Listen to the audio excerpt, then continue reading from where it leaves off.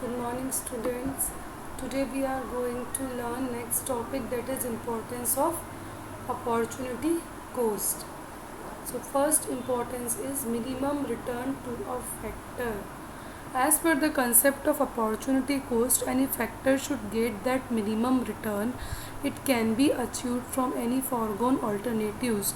जो कॉन्सेप्ट है opportunity cost का, उसके अकॉर्डिंग कोई भी फैक्टर से आपको मिनिमम रिटर्न मिल सकता है अगर आप किसी एक फैक्टर्स का प्रोडक्शन रोक रहे हैं किसी और फैक्टर को प्रोड्यूस करने के लिए.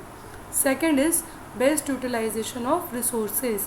On the basis of this concept the best possible utilisation of resources is made to generate maximum output. इस कंसेप्ट के बेसिस पे जो बेस्ट पॉसिबल यूटिलाइजेशन होता है रिसोर्सेज का वो हम करते हैं जिससे कि हमको मैक्सिमम आउटपुट मिल सके. The concept of opportunity cost clarifies the changes in production cost. जो कॉन्सेप्ट है अपॉर्चुनिटी कोस्ट का वो प्रोडक्शन कोस्ट के चेंजेस को क्लैरिफाई करता है. Next is helpful in determining rent. जो कंसेप्ट अपॉर्चुनिटी कोस्ट का ये मॉडर्न थ्योरी ऑफ रेंट के अकॉर्ड को एक्सप्लेन करता है और आपको हेल्प करता है किस तरीके से आप रेंट को डिटरमाइन करें. The next is determinative of prices of different commodities. जो अपॉर्चुनिटीज़ कोस्ट है वो दूसरी कमोडिटीज़ के लिए, अलग अलग कमोडिटीज़ के लिए प्राइस डिटरमाइन करने का काम भी करती है. Next one is criticism of opportunity cost or limitations of opportunity cost.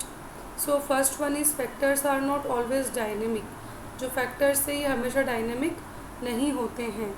The concept of opportunity cost is based on the assumption that the factors are always dynamic. ये जो concept है opportunity cost का वो इन assumptions के ऊपर based है कि factors जो हैं हमेशा dynamic होते हैं. Dynamic means जो change होते रहते हैं. The factors can be transferred easily from one enterprise to another if they get more benefit. ये factors को एक enterprise से दूसरी enterprise पे shift कर दिया जाता है अगर उनको और ज़्यादा benefit मिलता है तो. But in practice there are some factors which never leave their original occupation. यहाँ पे कुछ factors ऐसे हैं जो अपने original occupation को नहीं छोड़ते हैं. इस situation में opportunity cost applicable नहीं होगा. Next one is not applicable for specialised factor. ये स्पेशलाइज्ड फैक्टर में एप्लीकेबल नहीं है.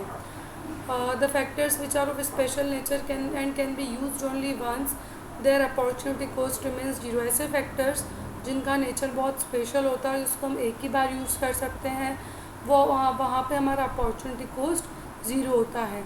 तो इस कंसेप्ट में भी एप्लीकेबल नहीं है. Third one is all the units of factors of production are not equal. जितनी भी यूनिट्स है फैक्टर्स ऑफ प्रोडक्शन है ये सब इक्वल नहीं होती है. The different units of factors are not equal. जो डिफरेंट यूनिट्स हैं उनके फैक्टर्स भी कभी इक्वल नहीं होते हैं. इसीलिए जो अपॉर्चुनिटी कॉस्ट का यूज़ है वो बहुत डिफ़िकल्ट हो जाता है. Next one is false assumption of perfect competition. Perfect competition कभी भी नहीं होता है मार्केट में. ये हम लोगों ने गलत अज्यूम किया है. The concept of opportunity cost is based on the assumption of perfect competition. जो अपॉर्चुनिटी कॉस्ट का कंसेप्ट है ये परफेक्ट कॉम्पिटिशन मार्केट के लिए है. लेकिन परफेक्ट कॉम्पिटिशन मार्केट कभी भी प्रैक्टिकल लाइफ में होता ही नहीं है. कहीं ना कहीं प्रॉब्लम्स तो हर जगह होती है. तो परफेक्ट कॉम्पिटिशन मार्केट कभी भी अवेलेबल नहीं होता है. Okay, so these all are the limitations of opportunity cost. We will learn next topic in the next video. This much is enough. Thank you.